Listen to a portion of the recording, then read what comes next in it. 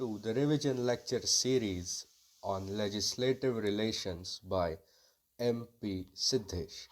This is part 2 of the revision lecture covering the topic of legislative relations or center-state relations.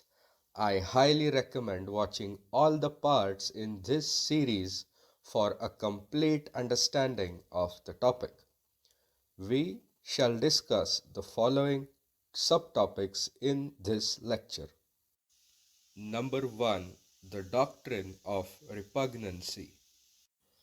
Number 2. We shall discuss the residuary powers of the Parliament. Number 3. We shall become familiar with the doctrine of pith and substance. And finally, we shall be dealing with the doctrine of Colourable legislation. We shall be following the following pattern throughout this lecture. Number 1. To begin with, we shall understand the meaning and the underlying concept of the particular doctrine.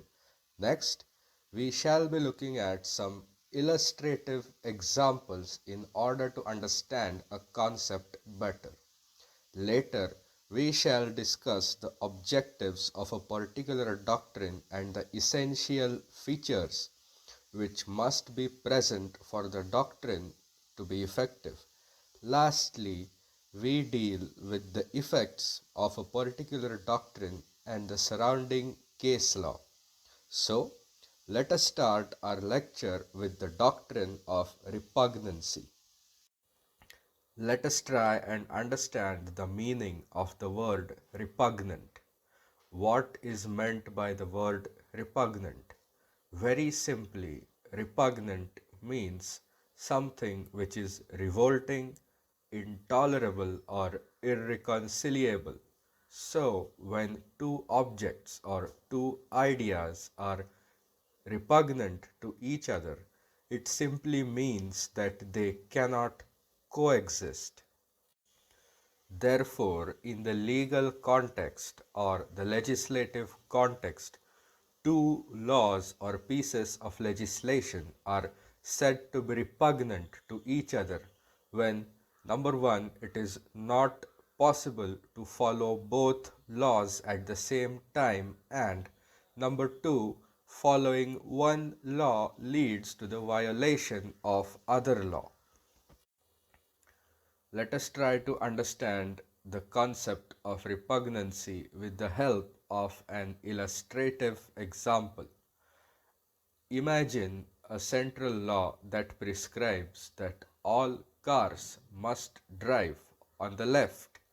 On the contrary, a state law prescribes that all cars must drive on the right. In this imaginary example, it is not possible to follow both laws at the same time, and following one law will definitely lead to the violation of the other law. Therefore, in this illustrative example, the central law and the state law can be said to be repugnant to each other.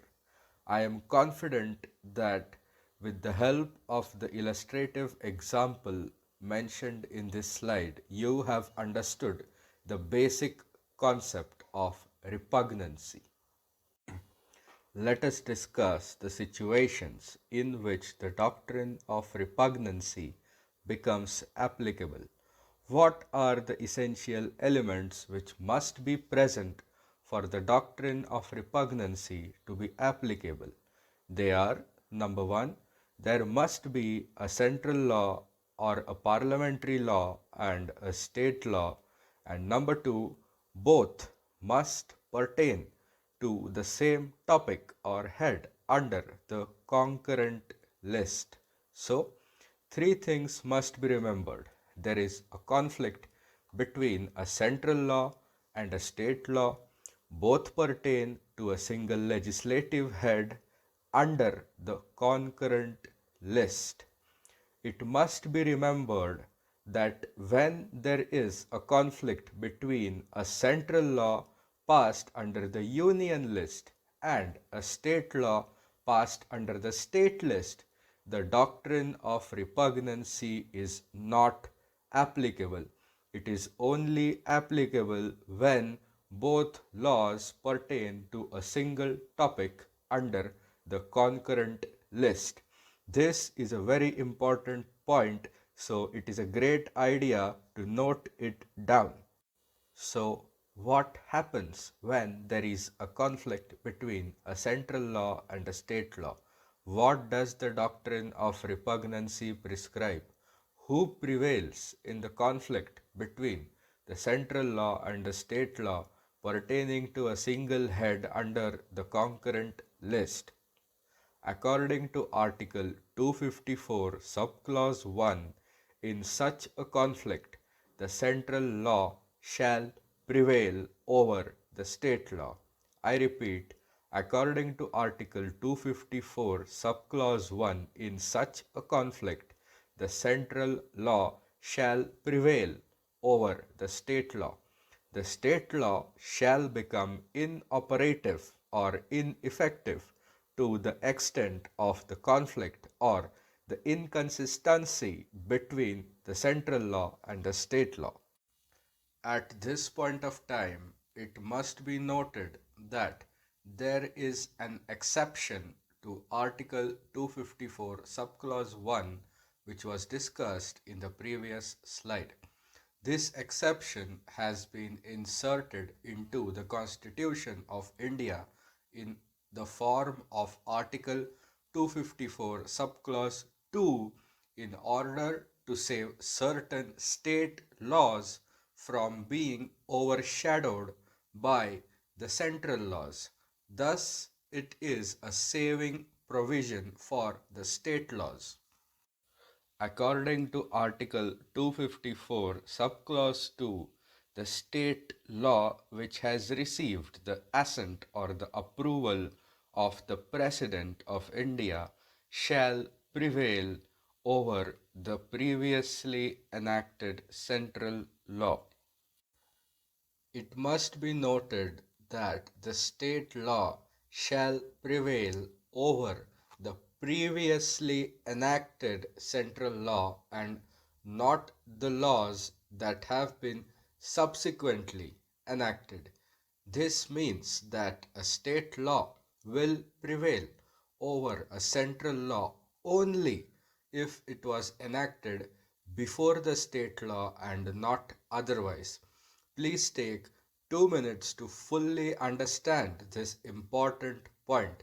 Students often think that by the virtue of Article 254, Subclause 2, the state law prevails over the central law in all cases when it receives the assent of the President. This is not the case, and please understand that a state law will prevail over a central law only if the concerned central law was previously enacted. Let us deal with the final aspect of the doctrine of repugnancy. The proviso to Article 254, Subclause 2 states that a state law which prevails over the central law is not immune forever simply because it has received the assent or the approval of the President under Article 254, Subclause 2. According to the proviso to Article 254, Subclause 2, there is nothing to prevent the central legislature from enacting a subsequent law which adds to, alters, abrogates, or even nullifies the state law. Please remember that the assent of the President given to the state law cannot save it from the proviso to Article 254, Subclause 2. With this, we come to the end of the discussion related to the doctrine of repugnancy. In the next few slides, we shall become familiar with the concept of residuary powers of the Parliament. So let us come to grips with the concept of residuary powers of the Parliament. Like always, let us start with the meaning of the word residue. Residue simply means the remainder or the material that has been left behind. Why were the residuary powers included in the Constitution? What was the reason? To put it very simply, in a dynamic and a fast changing world, the Parliament may need to legislate on a topic which is not found or which does not exist in any of the three lists. For example, artificial intelligence is not a legislative head in any of the three lists. The Parliament may use its residuary power to legislate on the topic of artificial intelligence or AI. The residuary powers have been inserted to deal with just such situations and new developments which may require legislative action on the part of the Parliament. But why have the residuary powers been granted to the Parliament and not the state legislatures? The framers of the Constitution were deliberately providing for a strong central legislature. Residuary powers have been granted to the Parliament as per the recommendation of Pandit Nehru, who was the chairman of the Union Powers Committee at the time of drafting of the Constitution. So, where does the residuary power originate from? Support for the residuary powers can be found in Article 248, Subclause 1 and Entry 97, List number 1 under the 7th Schedule of the Constitution. Now, it is a good practice as a student and as a budding lawyer to cross check and verify each and every piece of information that you come across. Therefore, at this stage, I highly recommend that you should go through Article 248, Subclause 1 and Entry number 97 in order to see for yourself the source of residuary powers granted to the Parliament. One of the essential features of residuary powers is that it has a very wide scope. The Honorable Supreme Court has repeatedly refused to limit or to whittle down the scope of residuary powers granted to the Parliament. With this, we come to the end of the discussion on residuary powers. In the next few slides, we shall grapple with the doctrine of pith and substance and try to make some sense out of it. Like always, let us start with the meaning of the words pith and substance. In ordinary language, pith and substance means the very crux or the very essence of a particular object or idea. However, in the language of the courts or in the legal language, pith and substance means the true nature and extent of a particular law. I am well aware that this is not the easiest concept to understand. Therefore, let us take a look at an illustrative example. Coffee is a favorite beverage of many people around the world. Please take a moment to think what makes coffee coffee. What is the very essence of coffee? There are several types of coffee like latte, cappuccino, americano, etc. However, a beverage cannot be called coffee unless there is one essential ingredient, that is caffeine. Coffee without caffeine is not coffee at all. Therefore, the pith and substance of coffee is the chemical known as caffeine. With this, I am confident that you have understood the basic concept behind the doctrine of pith and substance. So, what is prescribed by the doctrine of pith and substance. According to this doctrine, a law enacted by a particular legislature is not invalid merely because it encroaches upon or trespasses upon a field or a subject matter which is reserved for legislation by another legislature.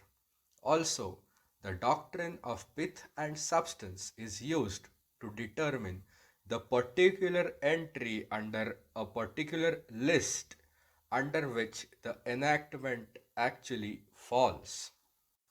Why does the doctrine of pith and substance exist at all?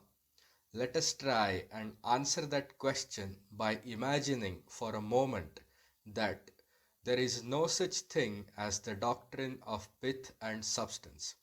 In such a situation, many laws will be declared invalid merely because of incidental trespass into another legislative field.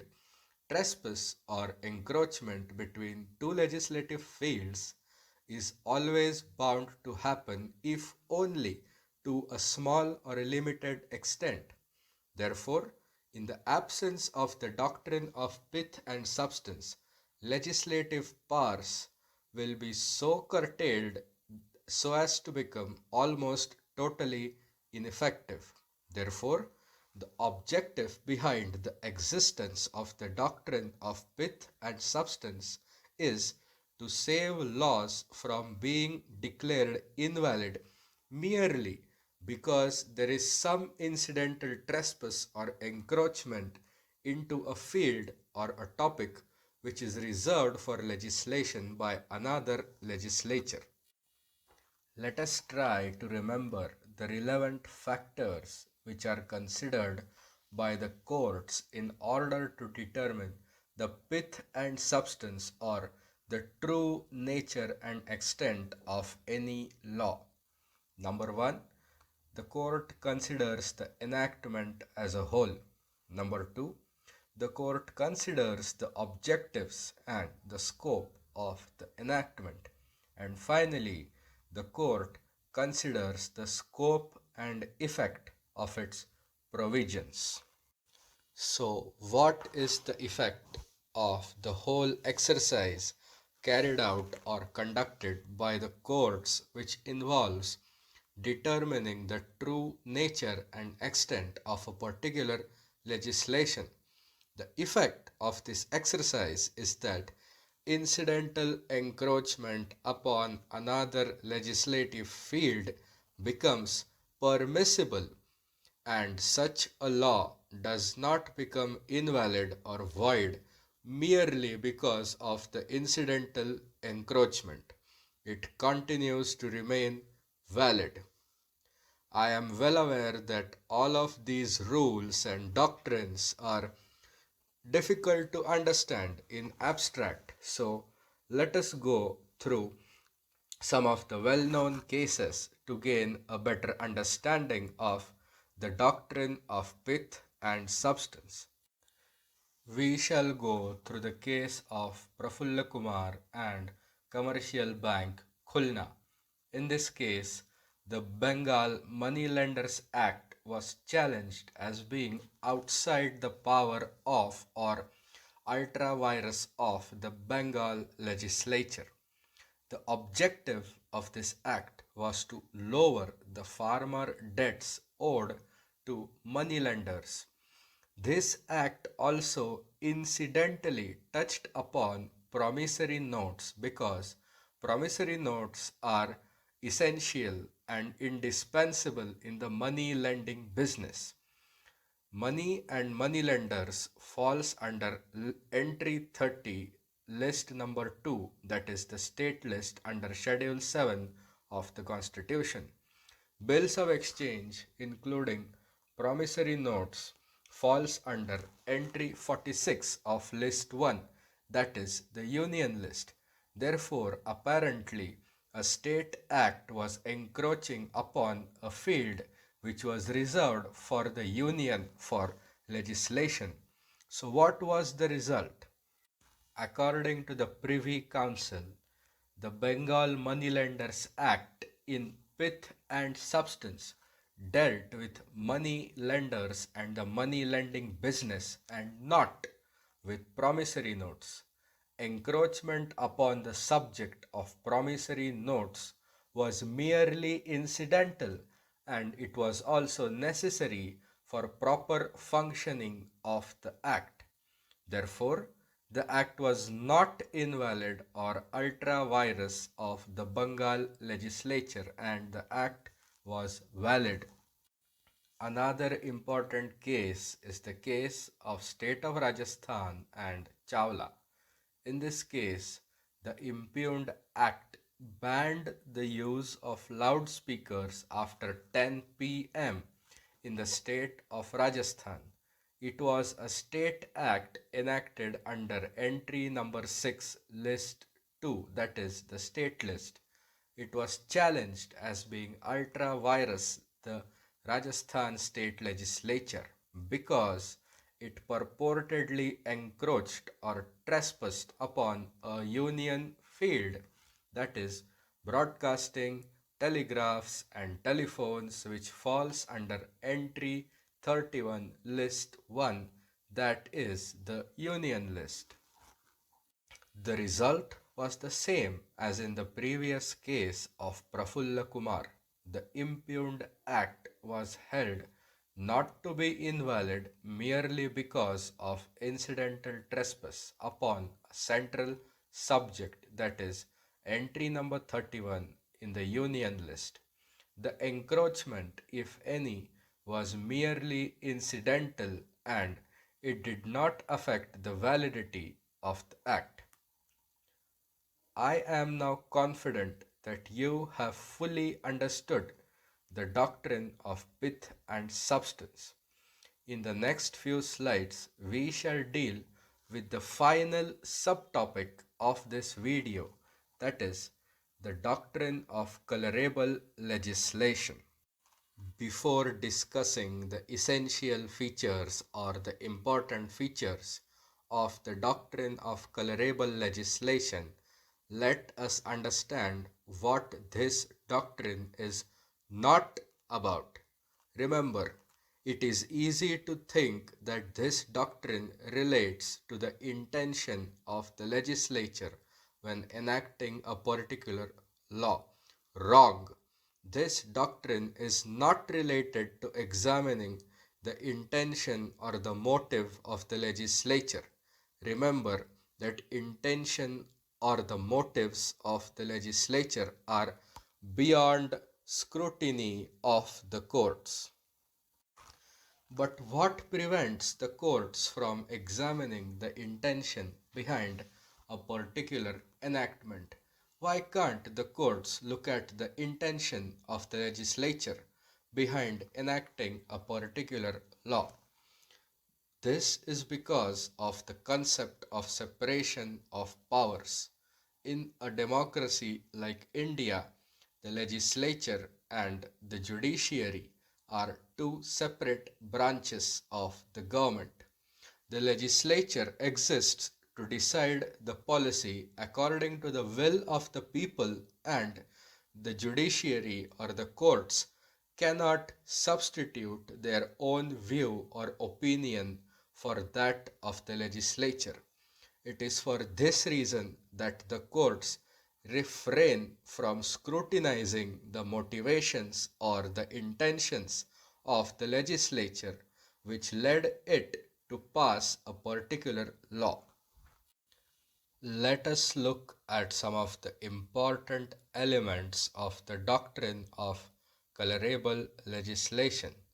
Like we emphasized again and again previously, bona fides or mala fides of a legislature are irrelevant. It is only a question of competence. That is, the courts examine whether or not the concerned legislature had the necessary competence to pass the impugned enactment. If the courts determine or reach the conclusion that the legislature had the necessary competence to pass the impugned law, then the impugned law is valid and there is no question of looking at the intention of the legislature. On the other hand, if the courts reach a conclusion that the concerned legislature did not have the necessary competence to pass the impugned law, the law is void because it is ultra vires or outside the power of the legislature, and again there is no question of looking at the intention of the legislature. In my opinion, the doctrine of colorable legislation is merely a doctrine which exists on paper. The Honorable Supreme Court rarely holds that a particular law is a colorable exercise of legislative power. The inclination of the Supreme Court always seems to be to uphold the impugned legislation as being within the competence of the legislature which enacted it. State of Bihar and Kameshwar is an extremely rare case when the Supreme Court actually struck down an enactment as being a colorable exercise of legislative power.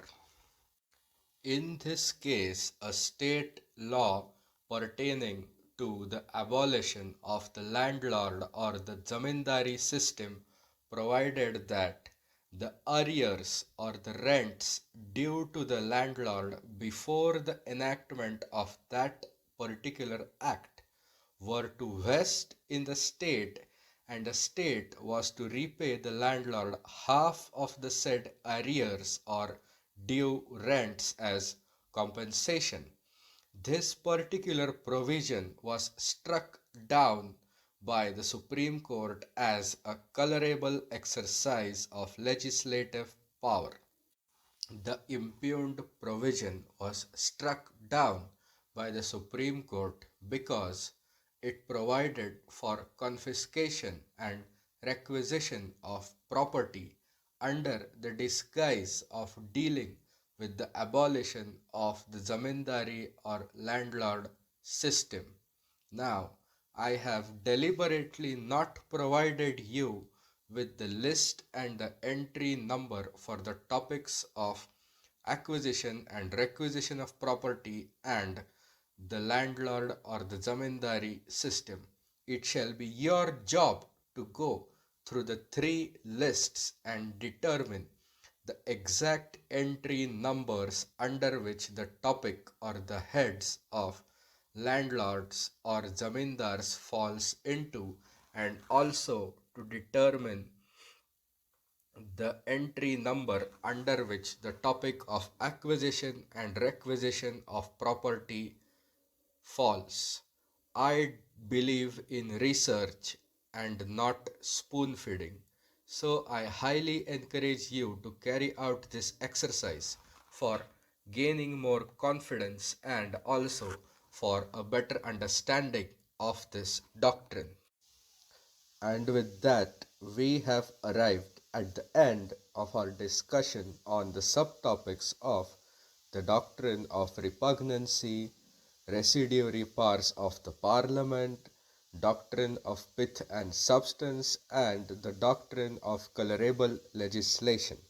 I am confident that you have thoroughly understood all the subtopics and that you can answer any question which shows up in your constitutional law exams, and best of luck for those exams as well. Thank you for watching. If you like the content, please like this video and subscribe to the channel. Thank you once again.